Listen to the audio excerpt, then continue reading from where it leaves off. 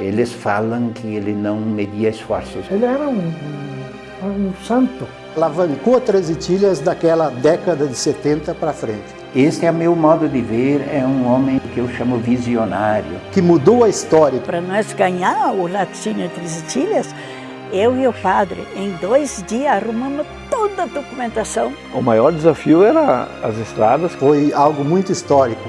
Im Namen des Vaters und des Sohnes und des Heiligen Geistes. Amen.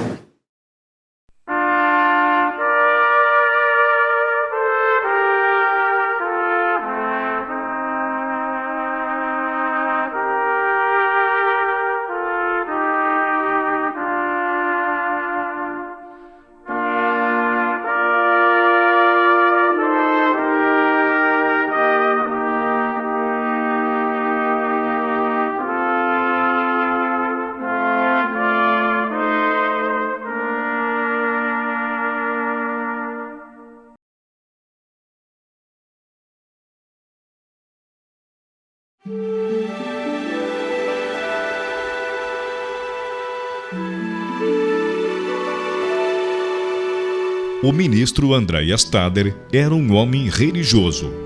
Ciente da importância do apoio espiritual aos imigrantes longe da pátria-mãe, precisava de um sacerdote capaz de enfrentar a dura realidade em uma nova colonização em terras estranhas. Trouxe para Três Itilhas, logo no início, o padre Johann Reitmeier, homem forjado na Primeira Guerra Mundial. Na nova colônia, Reitmeier exerceu papel fundamental aos imigrantes, onde tudo ainda estava por fazer.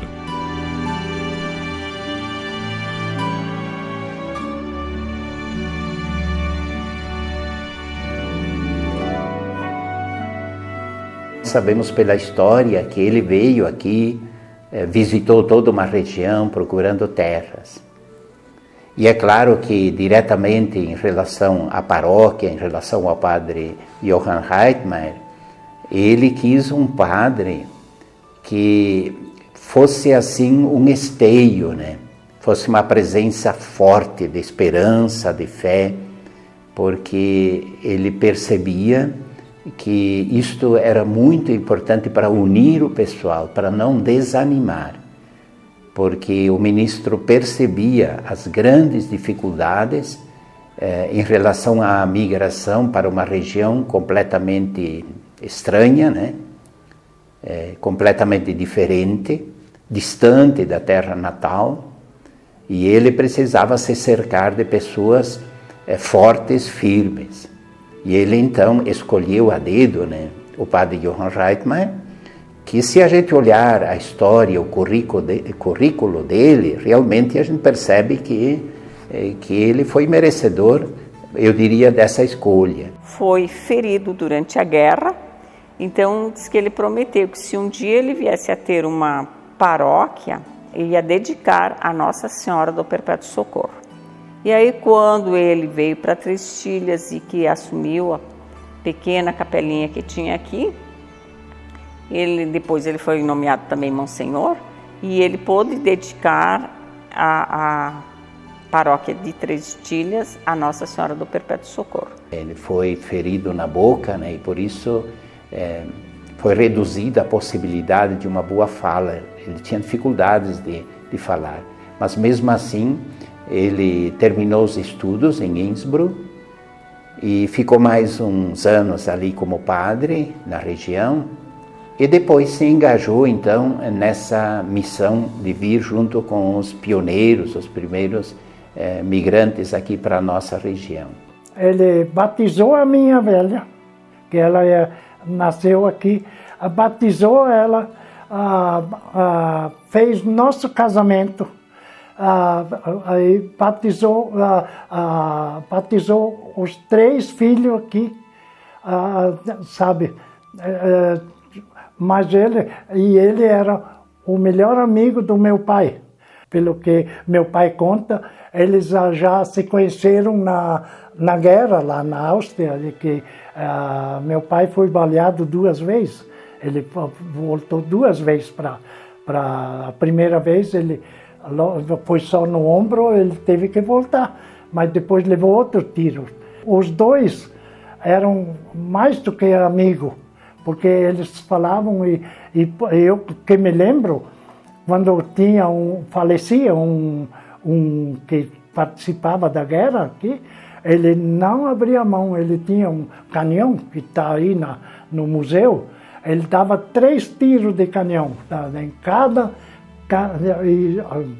sabe isso, ele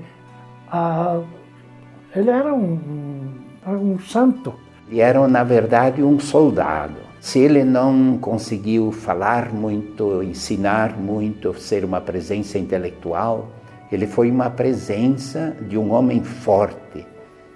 Caminhava longe, mostrava atitudes de um verdadeiro soldado que não temia nada. E isso, para os pioneiros na época, refletia muito na sua necessidade também de serem fortes, corajosos, enfrentar. Então ele era uma presença assim, de pai, sobretudo pela coragem, né? Uma presença de um homem que não se entregava frente a nada. Eu era o coroinha puxa-saco dele, que eu andei ele tinha uma mula, eu andei na mula. Ele tinha a charrete, eu andei com a charrete. Depois ele tinha um Federwagen de 4 rodas, mas era uma coisa gostosa para andar. Depois ele comprou uma moto. Aí eu fui para cá do Steinwander, vindo por trás um dia, eu com a bandeira nas costas, ali na garupa, ele derrapou lá foi os dois para o chão. A lembrança que fica é muito grande nesse pessoal. Ainda hoje, aqueles que conviveram um tanto com ele, eles falam que ele não media esforços para atender as pessoas em necessidade, doentes, mesmo se fosse necessário ir à noite, de madrugada, longe, pedia emprestado um animal quando ele não ia com o próprio cavalo e dava um jeito, né?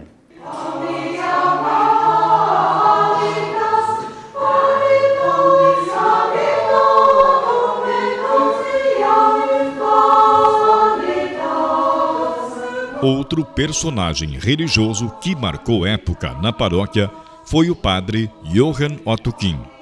Enquanto que Reitmayer fortalecia a fé e a esperança dos imigrantes, King veio para fomentar o desenvolvimento econômico da colônia, especialmente a atividade leiteira, vocação dos austríacos. Eu trabalhei com o padre Johann Otto King por 2 ocasiões. Ele foi uma pessoa que, dá para dizer assim, que mudou a história, que alavancou Treze-Tilhas daquela década de 70 para frente. Este é meu modo de ver, é um homem chamado, que eu chamo visionário, não sei se eu me expresso bem, é um homem que tem uma visão do momento atual e consegue visibilizar um passo seguinte. Ele, quando chegou aqui, ele logo percebeu que a agricultura ela não estava no rumo dos tiroleses, né? Plantar o feijão, plantar o milho, cultivar as roças do jeito que eles foram ensinados, não era do sangue dos tiroleses.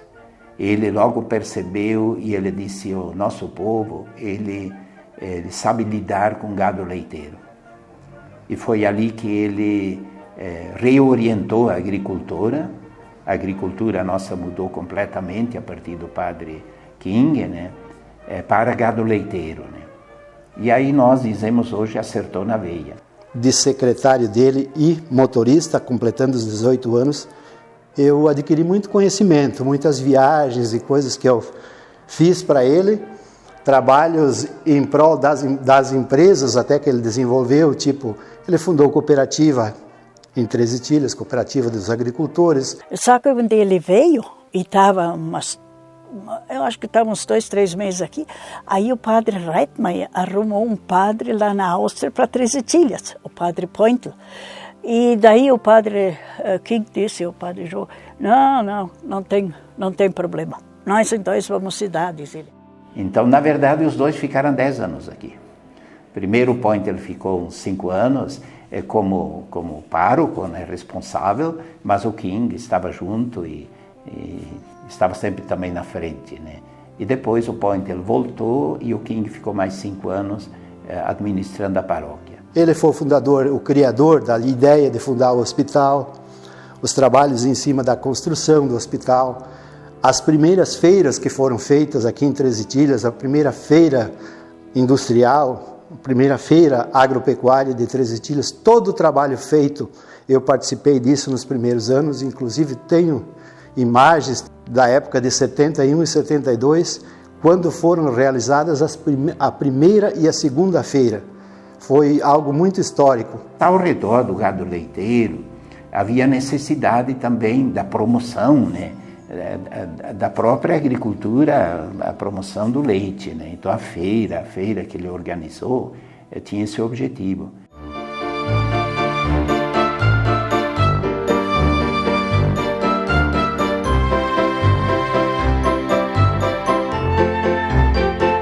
Para fomentar a atividade leiteira, o padre King decide criar um laticínio, mas havia uma disputa com outra cidade da região.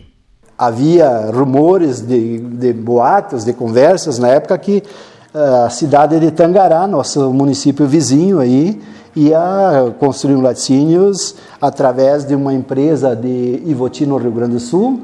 Eu levantei com a presença de mais uma pessoa já falecida, a senhora Ida Schwentner, que na época também era uma das colaboradoras do padre, e ele nos autorizou, disse, vocês vão a Tangará levantar, pesquisar, ver se realmente faz sentido essa conversa que tem, e quem é a empresa que vai montar em Tangará, porque eu tenho ideia de fazer em Três Itilhas, eu não quero perder para eles, nós não podemos perder, porque essa ideia eu tenho já há tempo, e como desenvolver ela. De noite, daí teve uma reunião, todo mundo deu um dinheirinho para ela ter a passagem e ao mínimo um sanduíche, um guaraná para tomar, e daí ela descobriu, sim, ela voltou e disse que ele estava fazendo terraplanagem já lá, e ia construir o laticínio, né? E daí o padre disse, fizeram uma reunião de noite, ele disse, temos que começar hoje, né? E fez uma reunião e todo mundo concordou.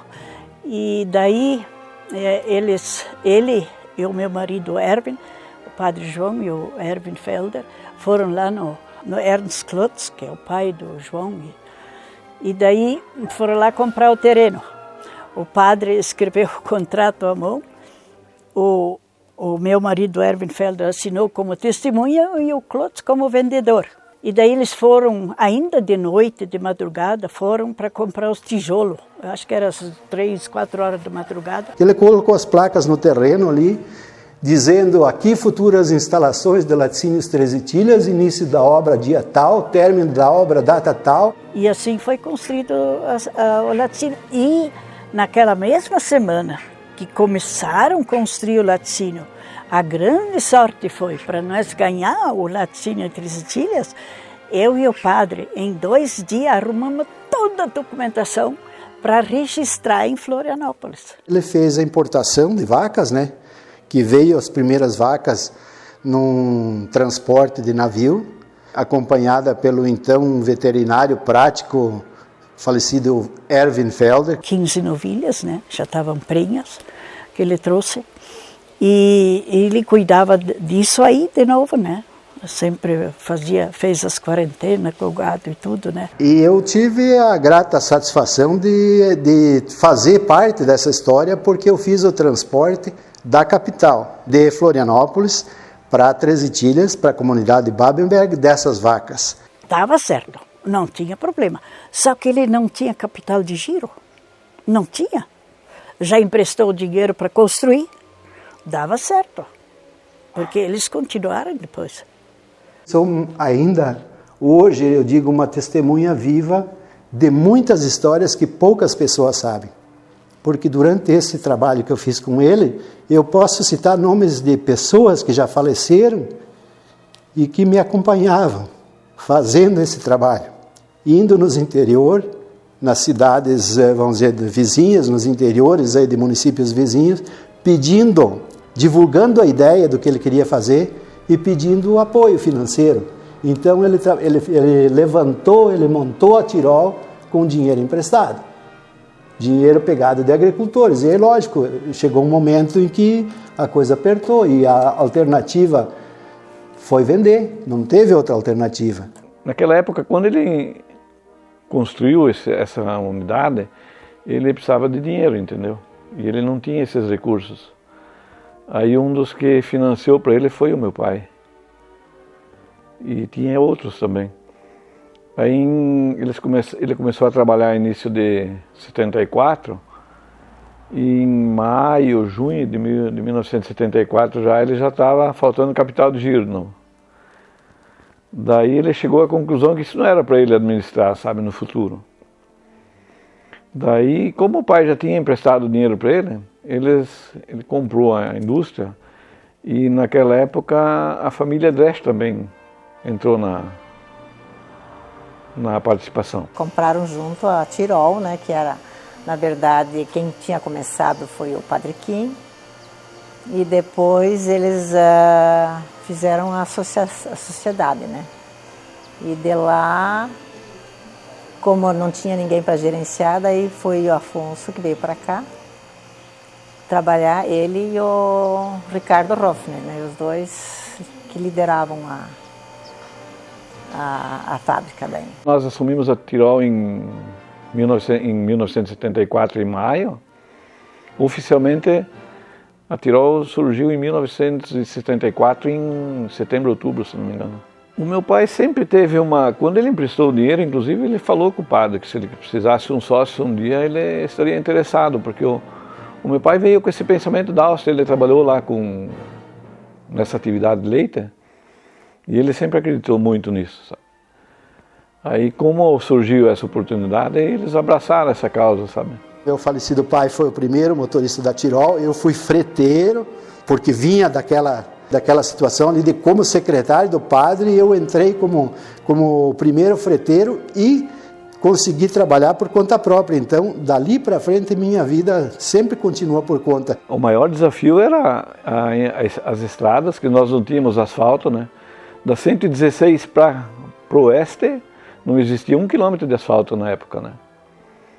Então, quando nós tínhamos que ir para o mercado, para mercados maiores, Florianópolis e Curitiba, nós tínhamos que andar até na 116 para chegar no asfalto com os caminhões. Para buscar o leite no interior era tudo com a base de caminhão e atoladores, por causa da chuva, e tinham que pegar trator para puxar os caminhões para poder escoar esse leite depois para a cidade maior, né? Quando nós começamos aqui, a matéria-prima vinha aqui dos agricultores da região, só aqui de Três Itilhas, e a venda era feita nós começamos a venda em Joaçaba, Videira, e daí nós fomos expandindo. Daí, na medida que foi crescendo, nós fomos a Concórdia, a Caçador, aí fomos a Chapecó, e fomos para Florianópolis. Aí quando a gente conseguiu ir a Florianópolis e Curitiba, daí já era um volume bem mais expressivo que a indústria tinha, né? Creme de leite e queijo foi o início da atividade, sabe? Só que na época o leite pasteurizado era o leite em saquinho. A durabilidade dele, a validade era 48 horas. Tu envasava o leite hoje e em 2 dias ele tinha que ser consumido, sabe? Hoje já melhorou muito isso, né? Hoje, com a qualidade do leite, já são 7 dias, né? O crescimento do laticínio começou a atrair mão de obra especializada de outras regiões, como foi o caso do atual prefeito da cidade, Rudi Ohlweiler. Em 1974, chegamos aqui com 20 anos de idade, na flor da idade, mês de agosto, em busca de novos horizontes, e encontramos uma âncora e um trabalho da Laticínios Tirol, maior empresa do nosso município, onde nós já tínhamos uma experiência nessa área, com algumas especializações, acabamos ficando na empresa durante 9 anos. E com isso a gente fez com que passássemos por diversas situações administrativas, junto com os administradores principais, com funções delegadas, participando então ativamente da história da empresa Laticínios Tirol e, consequentemente, com o desenvolvimento empresarial do nosso município. Teve uma fase que nós passamos, que nós estávamos com a dificuldade financeira, daí sim nós fizemos um acordo com os produtores e nós fizemos praticamente, foi um refinanciamento da dívida, sabe, com eles. E daí nós pagamos eles no decorrer de um determinado prazo, né? Inicialmente nós trabalhávamos na parte interna, na parte técnica da parte interna. Consequentemente, nós fazíamos algumas ações também junto ao fomento existente na época para se fomentar cada vez mais a produção de leite aqui na nossa região. Então, tudo isso a gente desempenhava junto com a administração geral da Tirol na época, representada por suas famílias, e nós estávamos ali como um soldado guerreiro da indústria na época. A expansão mesmo se deu a partir da época que surgiu o leite longa-vida, né? Porque com o leite longa-vida você conseguiu abrir mercados em distâncias bem maiores, né? Inclusive São Paulo, Rio de Janeiro, hoje nós entregamos leite, né? O Padre João, ele saiu daqui depois de, não sei, mais 8 ou 10 anos depois, ele voltou de novo uma vez para Três Itilhas, e quando ele chegou, ele disse assim: graças a Deus, o Deus fez isso que era o meu desejo. Três Itilhas está lindo, bonito, e foi para frente. E o laticínio também. Ele disse: eu estou tão feliz, que eu consegui iniciar isso. E eu digo a mesma coisa, eu estou feliz da vida. Muita alegria, né, que prosperou dessa forma, né? Nós estamos bem contentes, né? Im Namen des Vaters und des Sohnes und des Heiligen Geistes. Amen.